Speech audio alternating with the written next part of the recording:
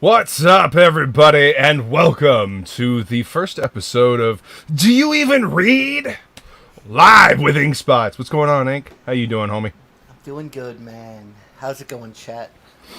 Good to see you, chat. Thank you all for coming to hang out with us this evening as we discuss Poison Elves. Fucking love this book. It's very rare that I come across anybody that has actually read Poison Elves. So when you're like, oh, dude, Poison Elves, I'm just like, what? Yeah, but you know what I'm let's be talking honest, about? Compared to you, I know nothing about Poison Elves. Well, dude, that's just, it hit me at such at like the right time when I was in college and like I was, just discovering a bunch of new indie comics, and it just hit me right. And I've gone back and researched it. And I mean, and also I was doing a show at the time. I was doing last Wednesday when I made that video. Yeah. There's a link for the video that I made way back when in the description of this stream. But yeah, and it's just it was a big part of my life when I discovered it, man. Those first 4 trades over and over again. I read them. Oh, really? Wow. Yeah.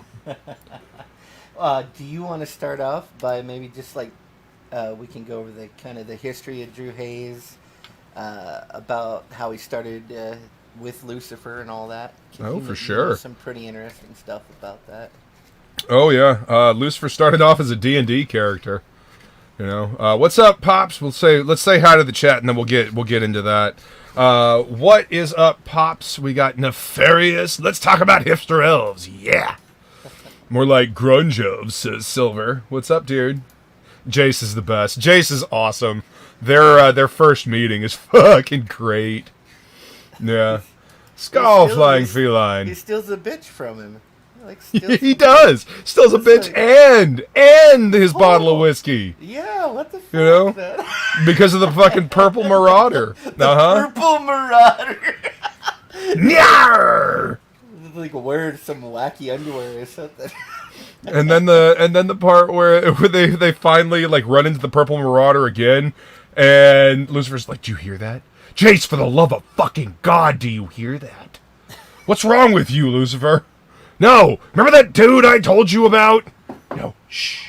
And it's fucking great. And as you can see, we're already like just spinning up into the lore. There's a lot of cool shit in this book. I think like the coolest thing that I remember, like that sticks in my head, even though I haven't like really read the books in years, was I remember a fight scene with the girl, and he grabs her leg and he sticks his hand in her crotch and goes, "Coochie, coochie, coochie." And then the reaction of everybody around. Holy crap, man. Who would yeah, think of but that? Cassie, to be fair, after that, Cassie literally almost kills him. Mm-hmm. Yeah, but it's like, what kind? That's probably why I like the book so much, because that's like on the level something I would think of, like some wacky thing like that. Yeah. Johnny Cage says, "Can we please cancel Ink Spots? This man is way too toxic." Am I toxic? I'm not even around. I'm not even around. Right? I'm too busy. I think he's being facetious. Yes, you're toxic via or by association, because you hang out with Donald and Cecil. Oh yeah, turds. Speaking of Cecil, Purple Marauder is Cecil. He's not fat enough. He'd have to, Cecil can't jump around like that. No, and I definitely do not want to see. I didn't want to see Purple Marauder in a Speedo, but I definitely don't want to see Cecil in a Speedo. Plus, the Purple Marauder has some skills. I don't think Cecil has any mean, Cecil can drink, right? He can sit on the beach and drink a beer like nobody's business. Right. I mean, I think I might be able to drink him under the table via whiskey. But... yeah, probably. Yeah. 10th. Shit, Silver knows what's up all over. Like he's just whipping out the characters. Hyena, of course, Hyena was with a name like Hyena. You can't trust her. I mean, she's a badass and she's Lucifer's ex-wife, but yeah, you can't trust a person named Hyena. And yeah, her and Tenth were almost destined for each other. Well, I'm finding a lot more people that do know the books than I thought knew about them. Especially lately, I've been hearing a Seriously, lot of people this talking is about awesome. stuff. Yeah.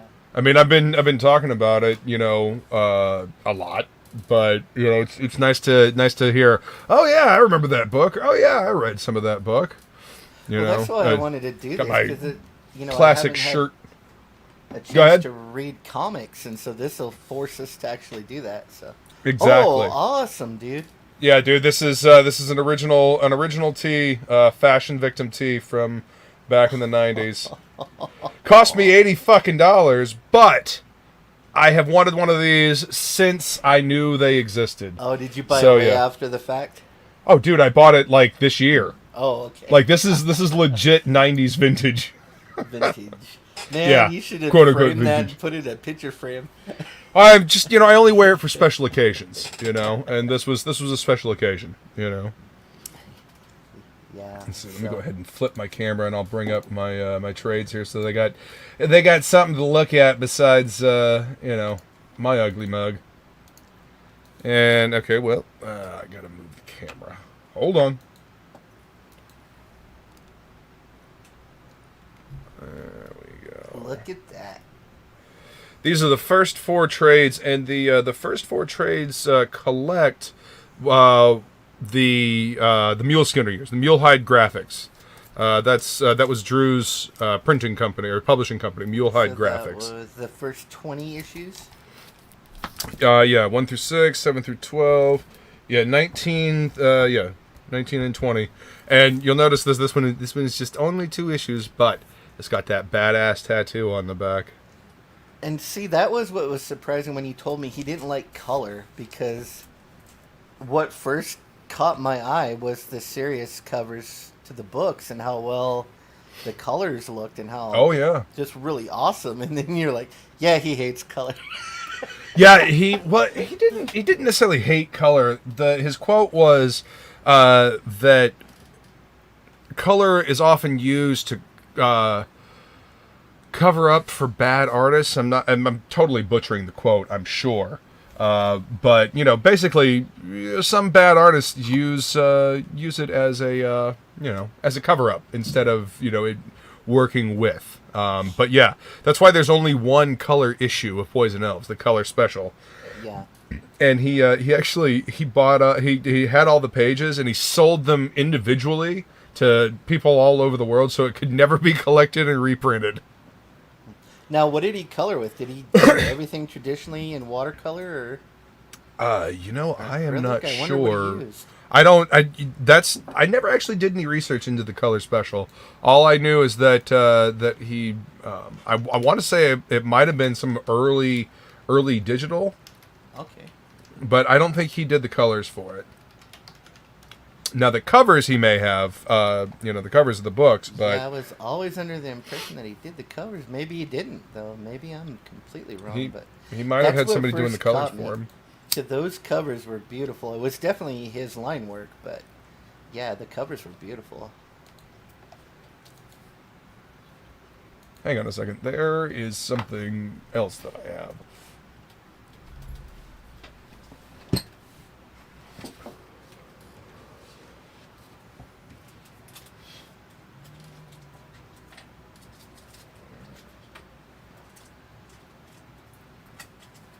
There it is.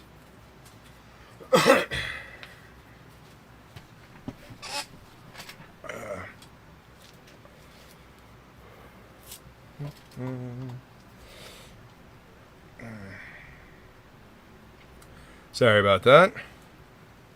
So I wanted to grab this. Ooh. Number 2. That's the only one you got of the originals? That's the only one I've got of the original series, man. That's the only one I've been able to get my hands on, but at least it's number 2. But yeah, he did this cover, dude. This is all Drew Hayes. Yeah. But he only did a few issues, right? Before it went to Poison Elves, like only 3 or 4, or did he do like 8? No. He got up to issue 8, I think was the first one. Yeah, I think so. There's only 7 that are titled I, Lucifer. Because So, he didn't want people thinking it was like demonic or anything. yeah, he got tired of people asking him if the book was about Satan. He's like, no, it's the Dude, character's that is fucking awesome. Lucifer Malachet is the character's name. Yeah, Lucifer Malachet, and that's an original one there. Oh yeah, that's one of the original Dude. magazine size, because they started out magazine size Yeah. like this, and you know when he I think when he moved to Poison Elves, it's been so long since I thought about this. I think he want to was the say regular size when he did Poison Elves. yeah, when he switched to Poison Elves, I think that's when it switched to regular size books. Let me see here. Poison Elves number 8. Yeah, with number 8 it went to standard format. Yeah. And then he self-published issue 20. And then Sirius, he did 80 issues with Sirius. Yeah. That's pretty crazy. That's a long run. On Especially for an independent black and white book, you're damn right it is. Yeah. And the only reason why it stopped is because he died. Yeah. Like, seriously, y'all, sleep apnea is no fucking joke. Like, please, if you or anybody you know has sleep apnea, please pay attention to that, because that's how he died. He got pneumonia because he wasn't sleeping well and got sick, and yeah. Yeah, I knew 2 people that have actually died from sleep apnea. So yeah, it's weird to think about. Yeah. And one of them really just went to bed one night and just didn't wake up. Stopped breathing. That was it. Never woke up. Crazy. Just stop breathing in the middle of the night. Yeah, that's the fucking scary shit about that, dude. You just stop breathing. So did he? I don't know if you know or not. Did he have any idea of how sick he was from the pneumonia or anything, or that he was? No, he was just in the hospital. He got sick, real bad, and he was getting better, and then just keeled over, man. God, look how at this. war those things are, man. Exactly, dude. I have read this one in particular over and over and over and over. Freaked my mom the fuck out when she saw that. Yeah, we were sitting reading this, and she's like, "What is that?" And it's like, "What?" And she's like, "Happiness is a temporary chemical imbalance of the true state of mind." And I was like, "Yeah, and that's really dark." And I was like, "Yeah, it's a comic book. I think I'm mature enough to read it. I'm in college." Lucifer, the main character, is addicted to a poison that someone tried to kill him with, right? Well, yes, and that's the second story. That's the Skinwalker story. Yeah. This is the first volume. It's got an introduction by Rob Horan, and then there's the introduction by Drew. But yeah, because Drew hated the way the original artwork looked for the first few issues, he actually went back. See, it's falling apart. Holy shit! Wow. He actually went through and wrote it out in prose, all of this, and did new illustrations for the trade paperback collection after he moved to Sirius. Oh wow. Yeah. So he just wrote all the books out like in a story, and then he did like illustrations for each little section of it. No, just the first couple of issues. Okay. Just the first couple of issues, because he was so not happy with the way they look. And, I understand that thought process, but still, I was always a little bit disappointed that, this first trade it's a lot of prose. But, I mean, there's some cool fucking illustrations, Like, I love that kind of shit. Oh, yeah. When he was on the wheel. Yep. So, in this first story here, Lucifer gets kidnapped by this where did he go? This old dude. You're around here somewhere. Gets kidnapped by this old dude, seduced by his voluptuous daughter. Yeah, and then it gets you in trouble like that, man. The ladies. Feminine wiles, man. You gotta be careful.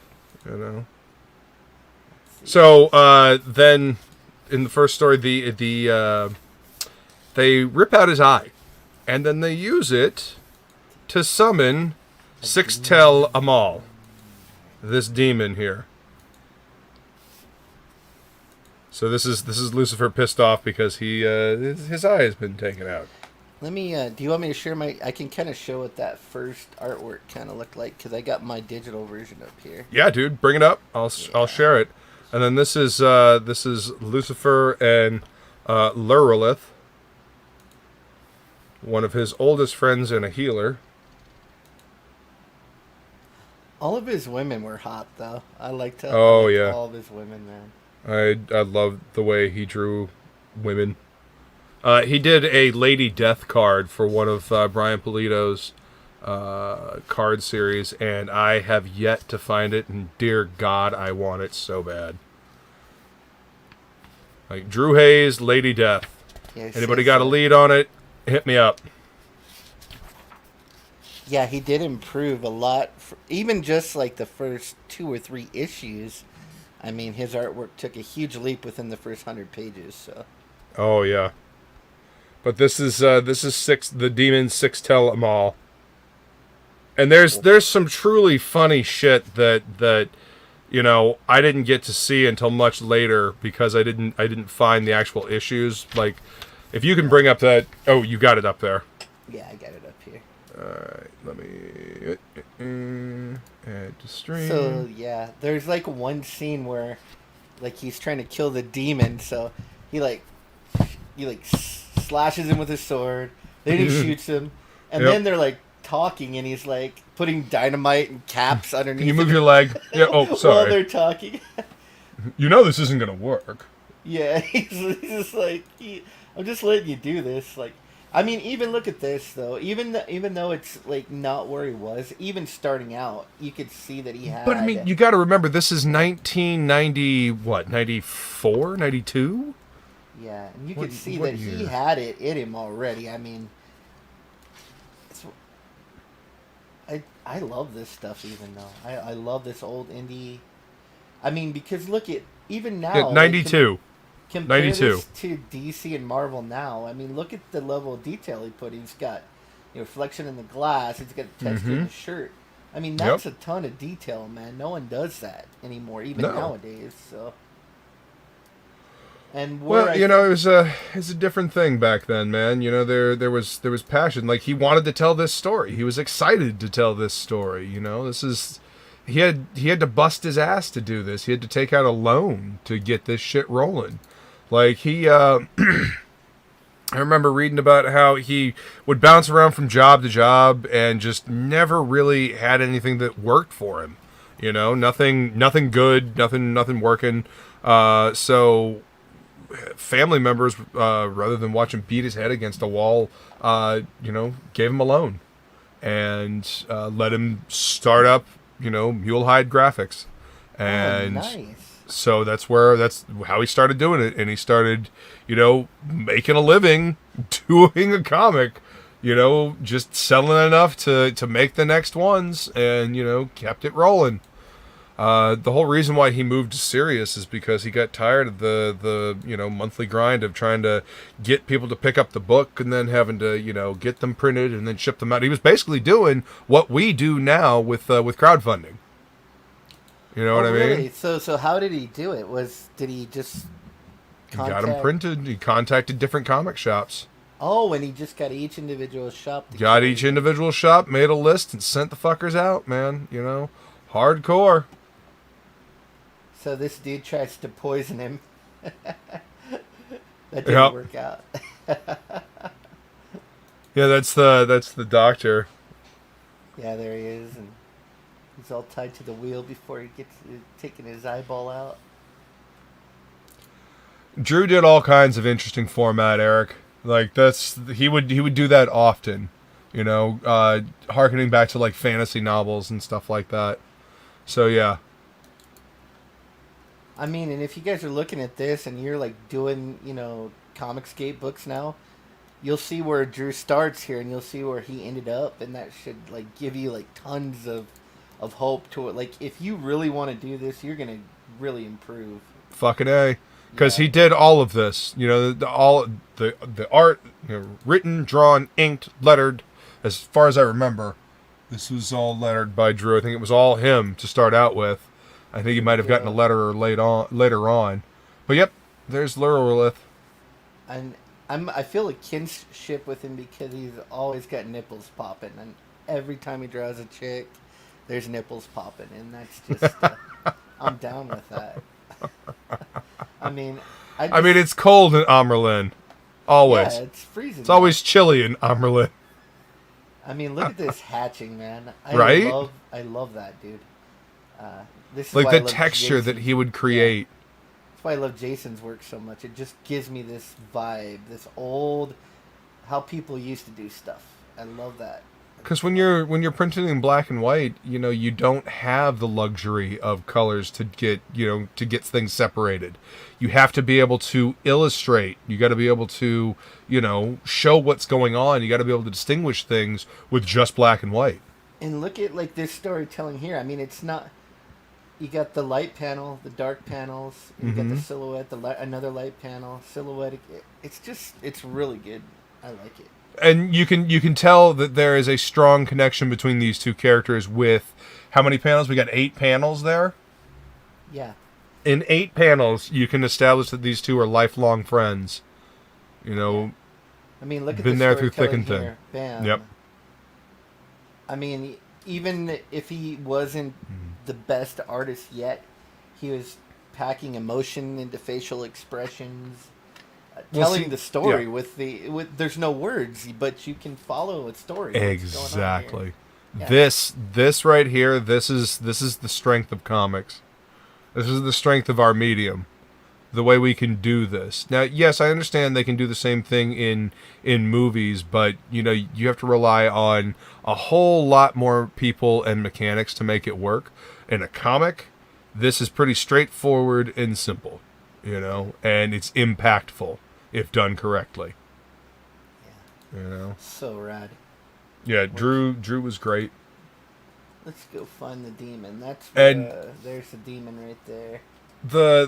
The humor, like it would go from serious to something really funny, and you know the same scene.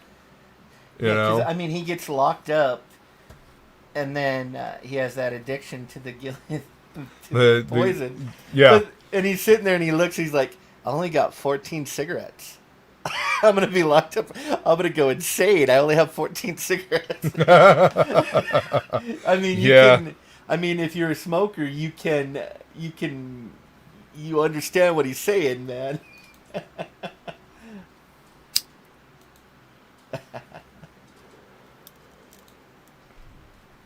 But just the look at that top panel. Yeah. Look at that, the silhouette. You know, and then you know so here he goes to the city, and the entire city is destroyed except for one building. And when he goes into the building, it's all the bodies that the demon has been, you know, basically consuming or playing with. You know. Yeah, let's see. There's a good back and forth here. Oh, right here. You must forgive the mess. I had considered cleaning a bit before you arrived, but I didn't feel he'd make a big fuss over it. It's like freaking exactly. bodies everywhere. This is the humor that I'm talking about. This is one of the things that I loved about this book. And then if you look at the bottom there, you know, it's dreadful, you know. And then he, you know, breaks his sword, you know. And then look at this. Would you like a drink? Yeah, I think I would. He just tosses it. That didn't work. Yep. Then right here he shoots him. You want the whole bottle, I'll assume. Yeah.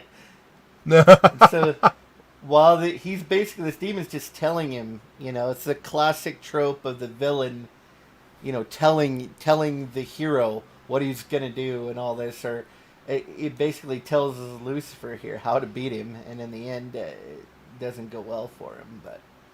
But this whole time he's talking, he's putting dynamite right here. He's got the dynamite. He's putting the caps on. He tries to blow him up. And some of the writing, where is it? There's one part where somebody's in mid-sentence and says, "Oh, can you move your foot?" And And then, he continues placing dynamite around Oh, him. yeah, that's, let's see, where's that? Come on, I'm not gonna, let's see. Let's see, where is it? Somewhere here. At any rate, it's this whole scene. It was very different from everything that was going on at the time. In fantasy books, that was very serious and very prim and proper. And Drew was like, "Yeah, no, fuck that noise." There are prim and proper, and then there's Lucifer in the middle of all this, and he doesn't have any patience or time for any of it. Yep, and see the ring. That's where his eye is. And you see that loose, slam, stop, slam, stop, slam, stop. Yeah, this is a fantastic book. The pacing, the storytelling. Drew knew what he was doing when he was putting this book together. Yeah. And he had a clear vision and a passion for it. Right here, that's such a cool little scene there. Yep. After he beats the demon. Then he goes back with his eyeball to get healed. Yep. It's a strange universe, too. It's almost like a strange mix of, like, old London with fairy tale themes, but I don't know how to explain it. It's like, it doesn't really, it's not like really in a time period, I guess. It's sort of modern and but not. So it's supposed to be like 1513. See, is the 28th of November 1513. Now I love this is more of a classic, like you would see in Werewolf by Night or something. You'd see a page like this. I like this. Oh yeah, Crypt of Shadows, something like that. Yeah. But look at the texture. Look at the texture on the house, and then the trees. A stark silhouette. They're white, but the sky in the back. He knew that he was going to be printing this in black and white. And this is what you can do when you plan for your medium.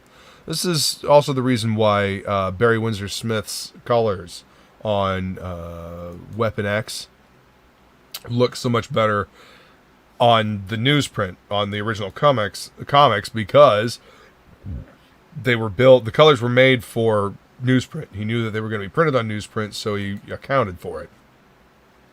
So yeah, this is the Skinwalker story.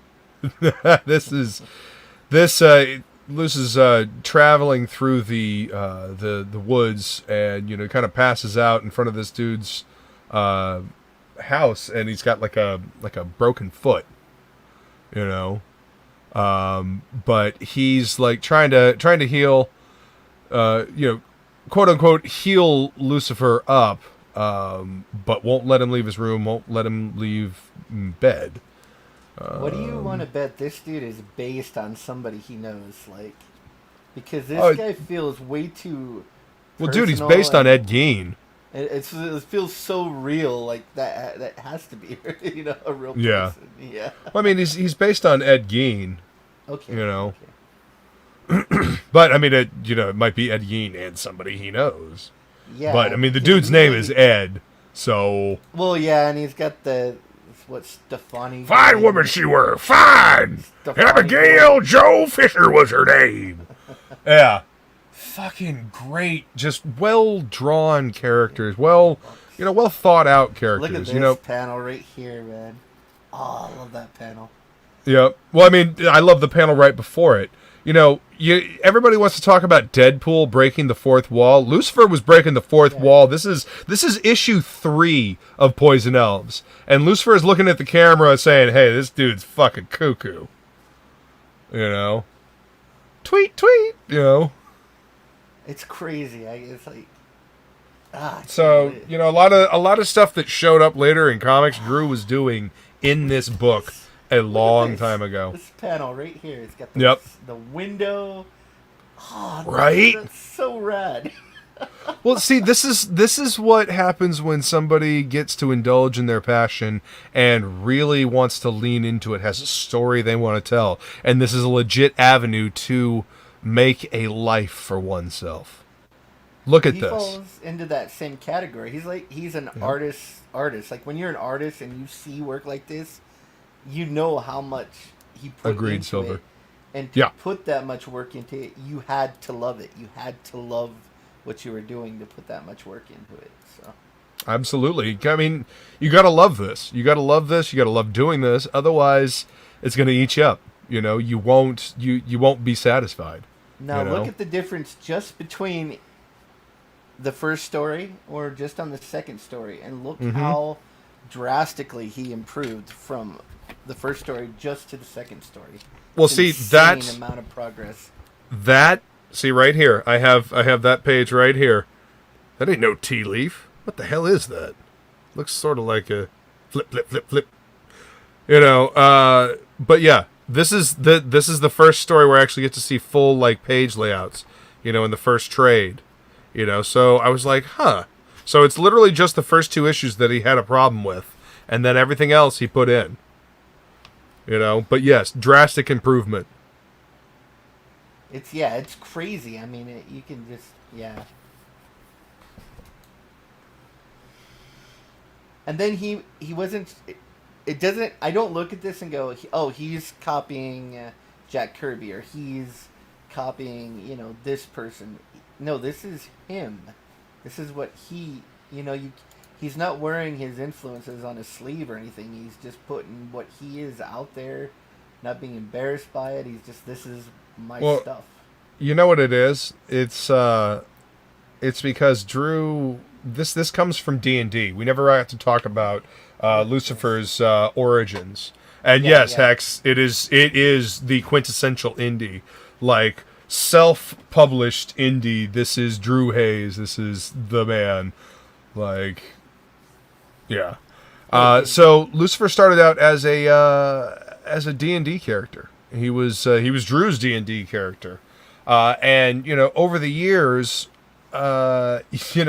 Lucifer became so powerful that he couldn't use him in the game anymore. He had to retire Lucifer because he would kill everything in 1 or 2 hits because he was so fucking powerful. If I'm remembering the story correctly. But yeah. So he decided to turn him into a comic book character, and what do years and years and years of playing D&D and creating stories and so role playing rad give right you there. Look this. at that page, dude. Right? Like Drew loved horror movies. Drew loved God, dude. rockabilly. I love this page. I love He this page. loved horrorbilly, psychobilly. Whatever you want to call it. It's like this is maybe he has some right. Maybe there's some rights. Oh yeah, there's influence. some rights in that. I mean the yeah. severed half of the top half of a head, the jars and all that. Oh yeah, there's a little rights. And I mean look at the rendering also that Drew right uses. Here, this looks like a Wrightson character, doesn't it? I mean that looks like something he would draw. The top of the head. Yeah, the dude that was on the fence post with the severed heads and the axe. Yep. Somebody please stop me. Yeah. This is so cool, man. I love this. Hell yeah, dude. I love that you have this digital so we can bring it up clearly. Oh, yeah. We can even zoom in too. We can zoom in pretty far. Look at that. So rad. Like, for real, guys, if you have not read this book, you really need to check it out. Like, I know that we're showing, like the first few issues here, but even still, to sit down and read this, it's an experience, and it gets even better as it goes on. It really does. Look at this. So right? God, so good. Like, and, you zoom out, like, go back to that last page, if you could. Look at the composition of the page overall. The balance of black and white. You know what I mean? Like, and also because he was doing the letters on the board, You know, he was lettering on the board. He had to account for that. You know, he had to basically put that shit into he had to draw it in. You know, so what I like about a lot of his stories too is it's a lot of I think we probably said, but it's like a lot of common man stuff. Like you would just zoom in on that on that one. Yeah. Like we were talking about, you know, the guy stealing his girl, you know. He's taking care of something. Some dude steals his girl and his whiskey while he's taking care of business, you know. And he ends up sitting in the snow in an alley, pissed off. Yeah. Yep. Ooh, man. Dude's Sorry, face took a beating there. Yep. Boom. He had to get out now. Ransacking the house wasn't an option. Knock, knock. Fucking great shit, man. I love it. Yeah, there's comedy throughout the whole thing, man. It's just this is the one. This is the where he first meets Jace. Yep. This is a holiday story. This is issue 4. This is a great issue. This is a great. I like this one. Come on. Of course, it's gonna start messing up. Oh, there we go. Okay. Ah, look at this. Oh, I love that. It's this is like this is a good issue. Yeah. Look at the faces. I love the way he draws elves and. It reminds me a little bit of ElfQuest. There's a little. Yes, that's ElfQuest. where he got the idea for the ears from. If somebody was like, "Yo, why are the ears so pointy?" He's like, "Blame Wendy Penny from ElfQuest." That's where I got it from. That makes sense. Yeah. Yep. Okay. And the dialogue, yes, because they're all fucking drunk. Yes. Oh, kid, my favorite part. You know, the whole little story's great, but my favorite part, right here. Where you going, damn it? They're just We drunk. stylish a monument here, you cheesy bastards. You know, you're buddies, and you're like, damn, it's cool, man. We're buddies, right? You know, Jace, hey, we'll finish it together. Sob. Man, that's beautiful. Yep. You know, they're totally trashed, man. It's great. Yeah, and you've seen people like that in the bar. You've seen that. So. Oh yeah. Yeah. And Drew put a lot of humanity into, you know, a lot of verisimilitude. It's one of my favorite words. You know. Yeah, I just he put a lot of humanity into what he wrote and what he created, and it came through in his book. And enter the Purple Marauder. Now, I wonder if if this was actually somebody that, based on somebody he met or something like that, or just an idea that he had, because the Purple Marauder is basically the most uptight prude ever, and thinks that women are evil and and is going to try to save Lucifer from the evil temptress that is woman. Nyar! I'm picking up some Bisley from this bottom scene here, like a little Bisley and for sure Lobo action there. Oh, dude, it's so good. Nyar! What the hell is that? Meow. Don't let her. What's this dude's deal with women, man? Damn. We never found out. But this look at that starts. There we go. That's the money shot right there. Yep. It's in his little freaking. That was real cute. Yep. Okay. Been drinking. You won't. Like the snow effect on the sword. Oh, dude, so cool. Mm-hmm.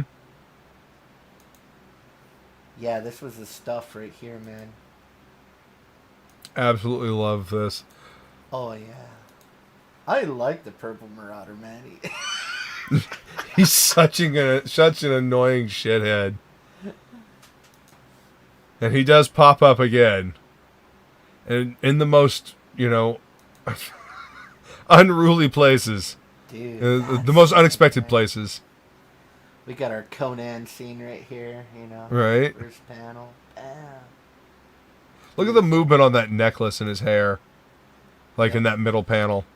And, you know, this vertical panel stuff. I love this. Like, look at the storytelling in that third panel. You know, the perspective, the building, like you can tell, you know, with the even down to the typography in the word balloon, you can tell where the Purple Marauder is gone. You know, I love the storytelling all around. Even this right here. Yep. Just got his ass kicked in an alley by a dude right here, in a purple thong. And then he's like, "Oh, come on, man." Jason's got his lady, his whiskey. Drag it. I best go. Yeah. My gun is starting to talk to me. Bad things happen when that starts. Just don't let it have last word. And then there's me at the school prom outside in the snow. Got my girl stolen, man. Oh, so good. I mean, fucking Poison great Elves book. is, and the thing is, it's just like after Drew died, no one could take up the mantle because he was the book. I mean, it's not like a Superman or a Spider-Man. It's like without Drew, there's no Poison Elves. He was all this stuff was just life experiences and life treating him like shit, and he put it all together and spit it out on the page, and God, it was so good. Oh yeah. Beautiful. That was it. Yeah, exactly. It was Drew. I mean, there's no Poison Elves without Drew, and they actually did try. Yep. Outlaw Comics. Here, let me go ahead and you can get it on Comixology as well, which is funny. But let me go ahead. I'll bring this up. I actually managed to get my hands on the first two issues of this. They had planned like 3 or 4 and had covers drawn by Derek Robertson, which is kind of cool. Yeah. But yeah, the interior artwork was not. It wasn't up to snuff. No, it The wasn't. whole I mean, good cover, bad interiors.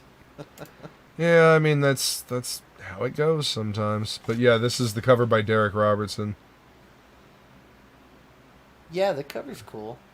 Yeah, Derek Robertson did a great job on those covers. Man, these covers is what got me. The serious covers, like, oh, dude, they're so good in color. Here's the color special, which they have up on Comixology. That's awesome. I'm so glad this stuff is up digitally so you guys can read it. Yeah, Parintachin. Yep. There's the Parintachin miniseries. I love that character right there, man. Yeah, she's badass. You know. Okay, so this right here is the cover to I, Lucifer #1.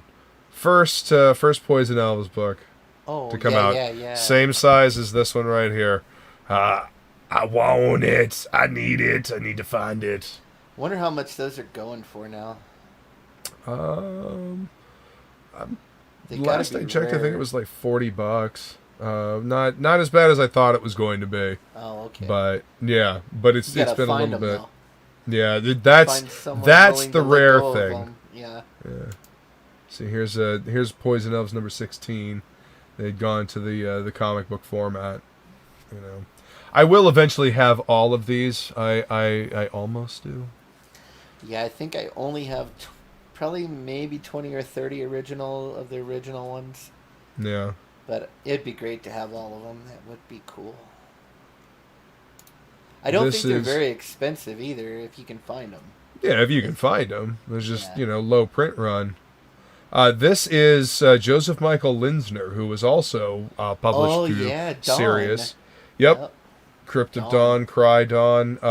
This is his variant cover for Poison Elves #1. Drew did one, and then JMS did one. Where is Drew's cover? Is it down here? Ah, nope, that's still painted. There it is. This is Drew's cover for #1. Yeah, freaking cool, man. Yeah. He Yeah. just had a style that just is a great style. I love it. It was a style I imagine he had honed over years and years of doing, fantasy drawings. You think know. for D&D, like doing his Yep. D&D drawings and stuff, yeah. Oh, yeah. Because you know how Man, it goes this when is you're... the route you're kind of taking, man. When I see your stuff starting to like get polished up, and you're getting there too. So it's gonna be thank good to you, see man. what you I got appreciate bringing. that. I'm excited. I'm having so much fun, with all of this. Like with all the people that I get to hang out with, all the people that I've gotten to know. It's an inspiration. I don't know. I think Drew would dig this indie scene. I think he would vibe, with the whole hustle aspect. Plus, he looked like most of us look. So. Yeah, that's He was a big that's boy. true. I actually like I showed the other day on on Topicless. I actually do have the Death Threats book here, which is the collected, letters that people would write in. Oh, look, there's Drew and his daughter. All right, let me go ahead and. Now, does she have anything to do with the books now or anything? There's a bit at the end of my video where they talk about how, they won't do anything with the property until they're satisfied that it's going to be taken care of. Okay. That makes sense. Yeah. But she was still, I think, a minor when he died, so I'm not sure. Didn't he sell the rights for like 100 years to Sirius? There's Drew. There's Drew. So yes, Drew does. He was a big boy. Yeah. Well, that was 'cause I part of the reading reason why he article. had a health problem. I thought I read an article where he was like he sold his like 100 years worth of rights to Poison Elves to Sirius, or let's see.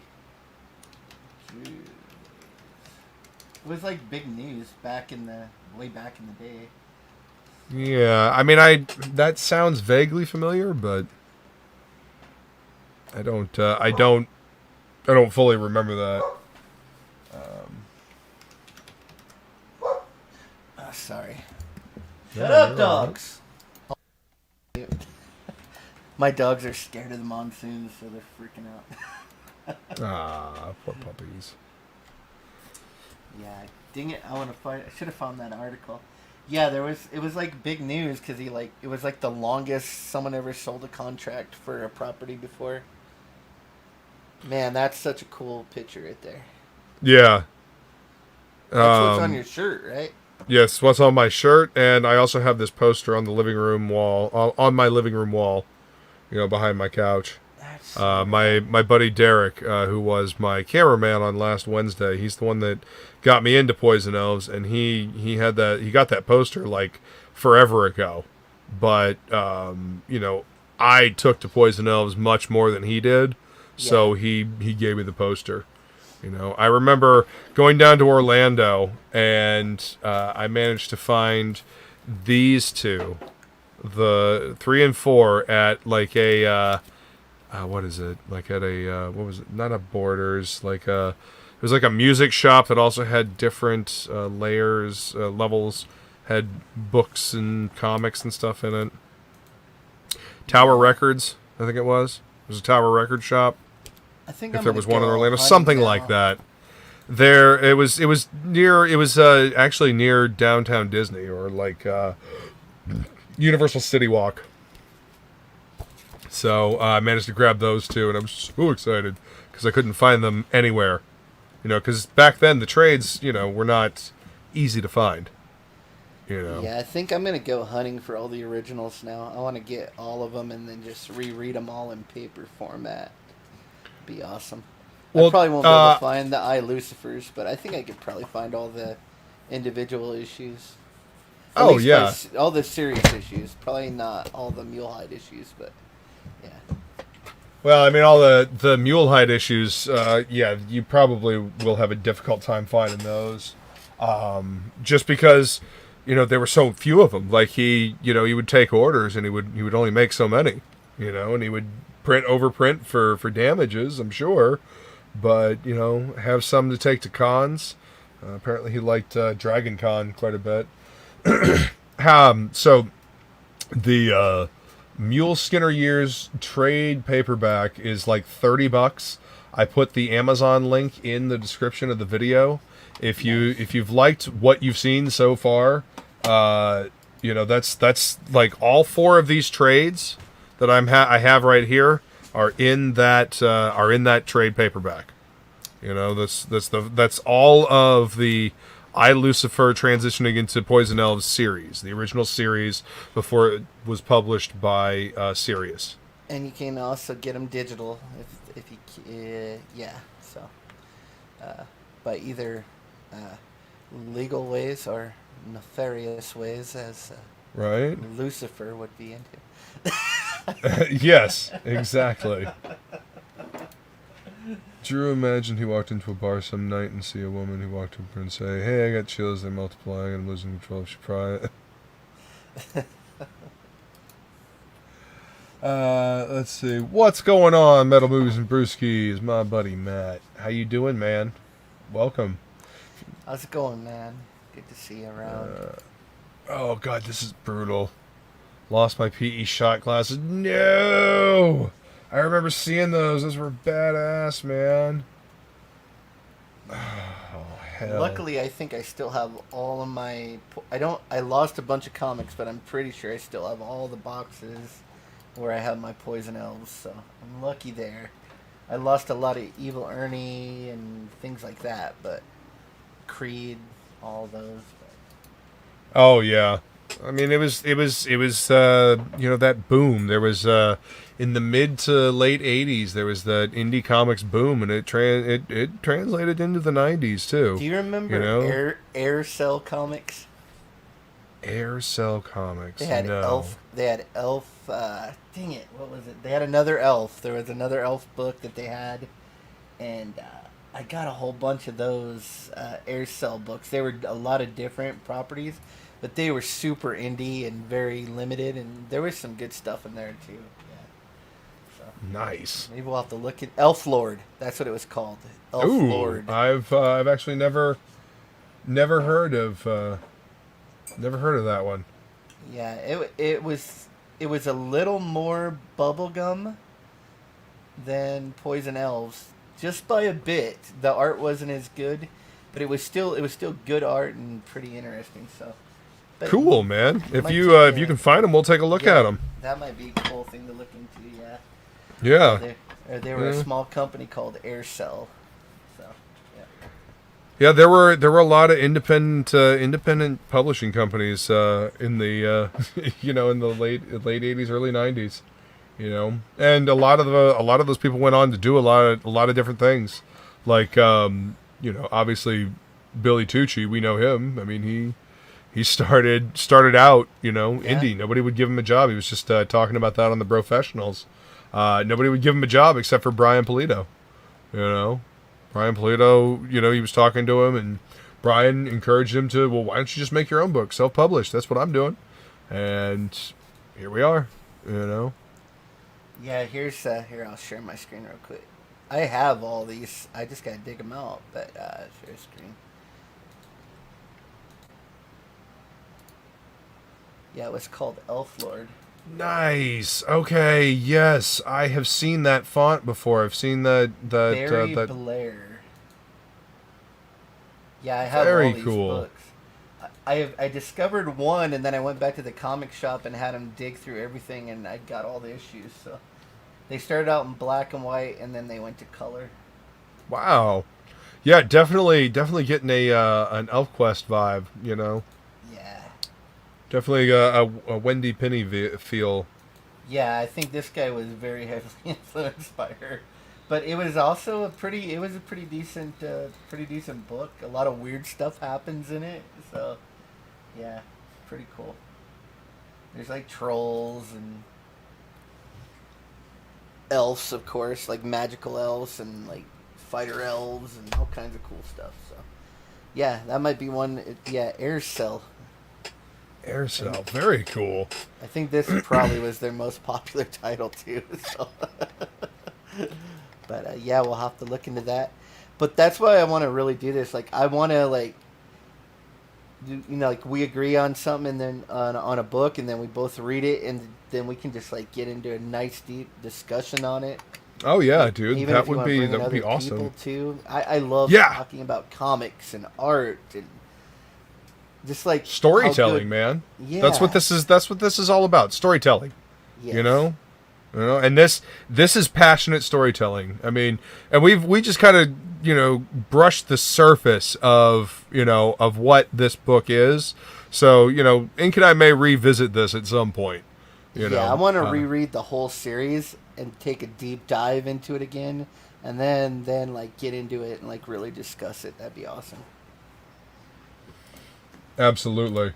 I would. I'm always down to talk about this, man. I love this book. Like, this is. I very rarely get to talk about it because you start talking about something that nobody has any idea about, they kind of glaze over. They stop. They kind of stop listening, and they just kind of glaze over. And so, are we gonna do this weekly or bi-weekly? I'm thinking bi-weekly. That'll give us a chance to read something. So what might be cool is like if we pick a book this next week, and we can get a little promo out of what the book's gonna be. So like when people come in, maybe they can read the book too. So. Absolutely. So we've all read the book, and then we can discuss it. It'd be really cool, and the audience has read it, and yeah, that'd be awesome. I really want to look at some of the like a lot of the indie stuff, and even some mainstream stuff, like really important mainstream stuff. Maybe like the books that really like influenced us the most, or really got us going in a direction. That'd be great. Absolutely. I love this stuff. Yeah, I mean this is one of my favorite pictures of Lucifer. I've actually used this as my profile picture on Facebook many times. I've always loved how he did that glove with the spikes all the way up like that. Oh yeah, that's really rad. It's almost like an executioner's glove or something. You know what I mean? Like, yeah, very cool. You can always tell when Lucifer means business. Yeah, man, he's got his gear on, and this was right at the beginning of the Sanctuary storyline, I believe, is when he started like using that spike glove. I could be wrong. Now that I look at this stuff again, that's probably a lot of like, because you pick up influences and then you don't kind of realize it, but I think I put a lot of Lucifer's. Like the gear part of it onto Metal Man Rock Boy because I love all the spikes and everything, So yeah. I mean, let's see. I want him to have a flavor like that, an old indie flavor. I was gonna have him like all the pages like inked really slick, and done by just really slick inking to where it looked like Top Cow. And we actually made a couple samples like that. And I was like, you know what? No. I'm just gonna do finishes over the roughs, and they're gonna be a little bit shaky, a little bit rough, a little bit textured, because that's how I want the story to feel, just like that. So spikes. Yeah. Yeah. So I'm right there with you, dude. I like it. I like it. The spikes. Yeah. Of course, I'm gonna make it look all slick and. Oh yeah, you're gonna do it upright, man. I don't doubt it. That's what I'm hoping with Frog G, too. I'm hoping that it has a similar feel like that, too. When me and Jason work on that, he's going to have his crazy style, and then I'm going to do some fun stuff with the colors. I can't wait, man. I can't wait. Dude, that's gonna be a trip to read. It's gonna be a lot of fun. Yeah. Let's see. I'm bringing up some more pictures here. This was from the first book. I actually might add that as a background. I fucking love that. Yeah, it's cool. This is a picture from Overstreet. Oh, wow. That's Lucifer and Cassie. Look how nice that looks. I know. I think he colored that. He did. He had to do it with watercolor or something. watercolor, I think. Could be Watercolor acrylics. and Prismacolor markers as well. You Okay, know, I mean, all yeah. kinds of stuff. You know, Drew did a bunch of different The stuff. color you know, is he's just great. He's good yeah. with color. He was? Yeah. he really was. I think that, like I said, the colored covers are what got me in the first place, and I think I just started collecting them for the covers to begin with before I even read them. So, yeah, he Yeah, always drew hot chicks, man. Oh yeah, yeah. They're all let's see. just they're a little bit dirty, like all of us. Like, yeah, he knows what we like.